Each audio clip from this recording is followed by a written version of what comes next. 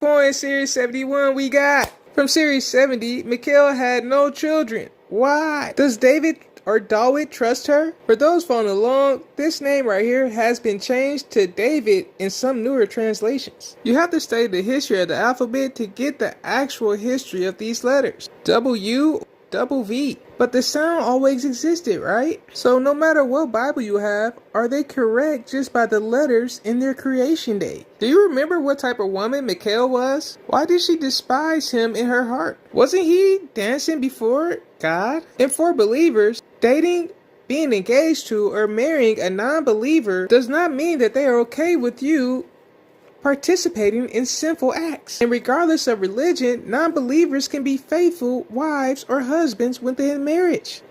Uncovering himself today in the eyes of the female servants, obviously that may have upset her. If you have been following along in the previous series, what type of character do the children that are born to those who have married a non-believer tend to be like? Is that one reason why Mikhail does not have any children? And for those who are non-believers, do you want children? Are you truly married or with a believer because you're trying to get to heaven or be saved? And also, marrying a non-believer doesn't mean that you're in a relationship with a pure porn star. For some of you, it's probably best just to live holy. Another key point is that during evening and all well into the night, that's mostly where you're going to find those type of males or females that really aren't following this. Remember the Bible verse, Children of the Day? Do you know what verse that is? Another key point, watch out for peeping toms. Although in this situation, she liked them. Also females and males, if you're going to be bathing, especially if you are married around close relatives, make sure you're not going to be exposing yourself to everyone. Regardless of how beautiful you look and how well you develop your body, you may be causing someone to sin by lusting after you. You don't have to tell someone to sin in order to get them to sin. Have you watched Coco's Journey?